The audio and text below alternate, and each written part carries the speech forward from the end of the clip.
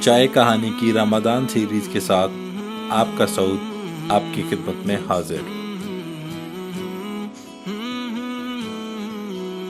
سیرت خاتم الانبیاء حضرت محمد مصطفیٰ صلی اللہ علیہ وآلہ وسلم، چیپٹر 17، ذکر چند جاننثاروں کا۔ ماں نے دونوں بھائیوں کو بہت تکالیف پہنچائیں۔ آخر عامر رضی اللہ تعالیٰ عنہ تنگ آ کر حبشہ کو ہجرت کر گئے۔ عامر رضی اللہ تعالیٰ عنہ کے حبشہ ہجرت کر جانے سے پہلے ایک روز حضرت سعد بن ابی وقاص گھر آئے تو دیکھا ماں اور عامر کے چاروں طرف بہت سے لوگ جمع ہیں۔ میں نے پوچھا، لوگ کیوں جمع ہیں؟ لوگوں نے بتایا، یہ دیکھو تمہاری ماں نے تمہارے بھائی کو پکڑ رکھا ہے اور اللہ سے عہد کر رہی ہے کہ جب تک عامر اپنا دین نہیں چھوڑے گا اس وقت تک یہ نہ تو کھجور کے سائے میں بیٹھے گی اور نہ کھانا کھائے گی اور نہ پانی پیے گی۔ حضرت سعد بن ابی وقاص رضی اللہ تعالیٰ عنہ نے یہ سن کر کہا، اللہ کی قسم ماں، تم اس وقت تک کھجور کے سائے میں نہ بیٹھو اور اس وقت تک کچھ نہ کھاؤ پیو جب تک کہ تم جہنم کا ایندھن نہ بن جاؤ۔ غرض انہوں نے ماں کی کوئی پرواہ نہ کی اور دین پر ڈٹے رہے۔ اسی طرح حضرت ابوبکر صدیق رضی اللہ تعالیٰ عنہ کی کوششوں سے حضرت طلحہ تیمی رضی اللہ تعالیٰ عنہ بھی اسلام لے آئے۔ حضرت ابوبکر صدیق رضی اللہ تعالیٰ عنہ انہیں حضور نبی کریم صلی اللہ علیہ وآلہ وسلم کی خدمت میں لائے اور یہ آپ کے ہاتھ پر مسلمان ہوئے۔ اس کے بعد حضرت ابوبکر صدیق اور حضرت طلحہ نے اپنے اسلام لانے کا کھل کر اعلان کر دیا۔ ان کا اعلان سن کر نوفل بن عدویہ نے انہیں پکڑ لیا۔ اس شخص کو قریش کا شیر کہا جاتا تھا۔ اس نے دونوں کو ایک ہی رسی سے باندھ دیا۔ اس کی اس حرکت پر ان کے قبیلے بنو تمیم نے بھی انہیں نہ بچایا۔ اب چونکہ نوفل نے دونوں کو ایک ہی رسی سے باندھا تھا اور دونوں کے جسم آپس میں بالکل ملے ہوئے تھے، اس لیے انہیں قرینین کہا جانے لگا، یعنی ملے ہوئے۔ نوفل بن عدویہ کے ظلم کی وجہ سے نبی کریم صلی اللہ علیہ وآلہ وسلم فرمایا کرتے تھے، اے اللہ ابن عدویہ کے شر سے ہمیں بچا۔ حضرت طلحہ رضی اللہ تعالیٰ عنہ اپنے اسلام قبول کرنے کا سبب اس طرح بیان کرتے ہیں، میں ایک مرتبہ بصرہ کے بازار میں گیا۔ میں نے وہاں ایک راہب کو دیکھا، وہ اپنی خانقاہ میں کھڑا تھا اور لوگوں سے کہہ رہا تھا، اس مرتبہ حج سے آنے والوں سے پوچھو کیا ان میں کوئی حرم کا باشندہ بھی ہے؟ میں نے آگے بڑھ کر کہا، میں ہوں حرم کا رہنے والا۔ میرا جملہ سن کر اس نے کہا، کیا احمد کا ظہور ہو گیا ہے؟ میں نے پوچھا، احمد کون؟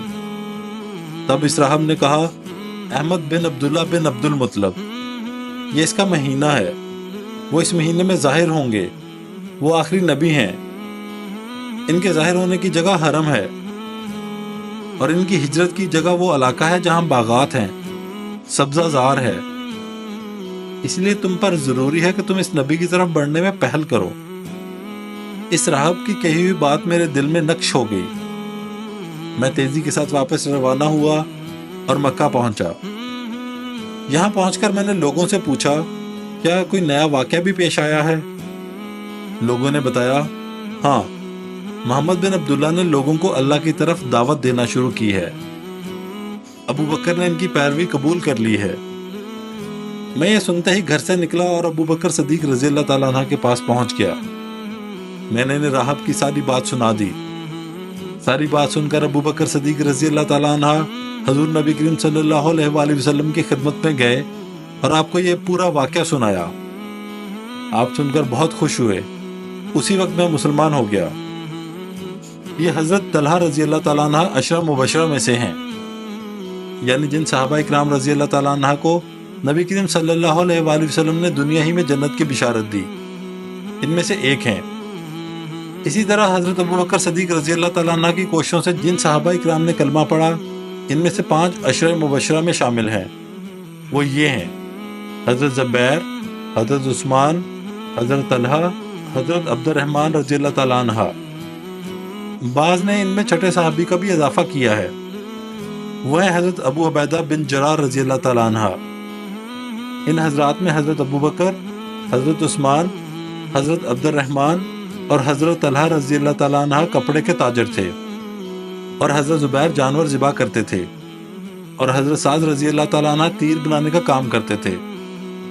ان کے بعد حضرت عبداللہ بن مسعود رضی اللہ تعالیٰ عنہ ایمان لائے۔ وہ اپنے اسلام لانے کا واقعہ یوں بیان کرتے ہیں: میں ایک دن عقبہ بن ابی معیط کے خاندان کی بکریاں چرا رہا تھا۔ اس وقت رسول اللہ صلی اللہ علیہ وآلہ وسلم وہاں آ گئے۔ ابو بکر صدیق رضی اللہ تعالیٰ عنہ بھی آپ کے ساتھ تھے۔ آپ نے پوچھا، کیا تمہارے پاس دودھ ہے؟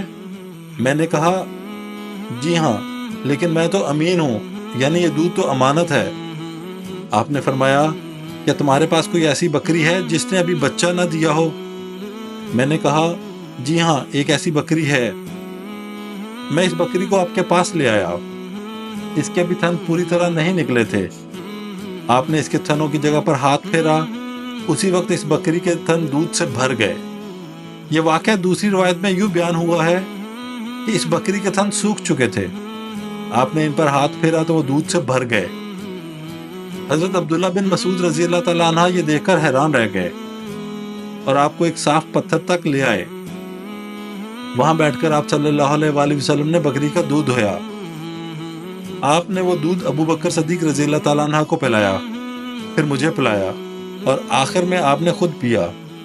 پھر آپ نے بکری کے تھن سے فرمایا، سمٹ جا۔ چنانچہ تھن فوراً ہی ویسے ہو گئے جیسے پہلے تھے۔ حضرت عبداللہ بن مسعود رضی اللہ تعالیٰ عنہ فرماتے ہیں، جب میں نے رسول اللہ صلی اللہ علیہ وآلہ وسلم کا یہ معجزہ دیکھا تو آپ سے عرض کیا، اے اللہ کے رسول، مجھے اس کی حقیقت بتائیے۔ آپ نے یہ سن کر میرے سر پر ہاتھ پھیرا اور فرمایا، اللہ تم پر رحم فرمائے، تم تو جانکار ہو۔ یہ عبداللہ بن مسعود باپ کی بجائے ماں کی طرف سے زیادہ مشہور تھے۔ ان کی ماں کا نام ام عبد تھا۔ ان کا قد بہت چھوٹا تھا، نہایت دبلے پتلے تھے۔ ایک مرتبہ صحابہ ان پر ہنسنے لگے تو آپ نے ارشاد فرمایا، عبداللہ اپنے مرتبے کے لحاظ سے ترازو میں سب سے بھاری ہے۔ ان کے بارے میں نبی کریم صلی اللہ علیہ وآلہ وسلم نے ارشاد فرمایا تھا، اپنی امت کے لیے میں بھی اسی چیز پر راضی ہو گیا جس پر ابن ام عبد یعنی عبداللہ بن مسعود راضی ہو گئے، اور جس چیز کو عبداللہ بن مسعود نے امت کے لیے ناگوار سمجھا، میں نے بھی اس کو ناگوار سمجھا۔ آپ ان کی بہت عزت کرتے تھے، انہیں اپنے قریب بٹھایا کرتے تھے، ان سے کسی کو چھپایا نہیں کرتے تھے، اس لیے یہ آپ کے گھر میں آتے جاتے تھے۔ یہ نبی کریم صلی اللہ علیہ وآلہ وسلم کے آگے یا ساتھ چلا کرتے تھے۔ آپ جب غسل فرماتے تو یہی پردے کے لیے چادر تان کر کھڑے ہوتے تھے۔ آپ جب سو جاتے تو یہی آپ کو وقت پر جگایا کرتے تھے۔ اسی طرح جب آپ کہیں جانے کے لیے کھڑے ہوتے تو عبداللہ بن مسعود رضی اللہ تعالیٰ عنہ آپ کو جوتے پہناتے تھے۔ پھر جب آپ کہیں پہنچ کر بیٹھ جاتے تو یہ آپ کے جوتے اٹھا کر اپنے ہاتھ میں لے لیا کرتے تھے۔ ان کی انہی باتوں کی وجہ سے بعض صحابہ کرام رضی اللہ تعالیٰ عنہ میں مشہور تھا کہ یہ رسول اللہ صلی اللہ علیہ وآلہ وسلم کے گھرانے والوں میں سے ہیں۔ انہیں آپ صلی اللہ علیہ وآلہ وسلم نے جنت کی بشارت دی تھی۔ حضرت عبداللہ بن مسعود فرمایا کرتے تھے، دنیا تمام کی تمام غموں کی پونجی ہے، اس میں اگر کوئی خوشی ہے تو وہ صرف وقتی فائدے کے طور پر ہے۔ حضرت عبداللہ بن مسعود رضی اللہ تعالیٰ عنہ کے بعد حضرت ابو ذر غفاری رضی اللہ تعالیٰ عنہ ایمان لائے۔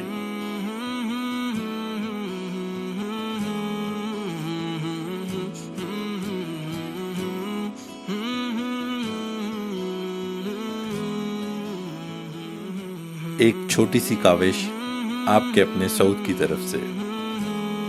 اللہ تعالیٰ سے دعا ہے کہ اللہ تعالیٰ ہماری اس کاوش کو قبول فرمائے۔ اگر آپ کو پسند آئے تو ہمارا YouTube چینل ضرور سبسکرائب کریں۔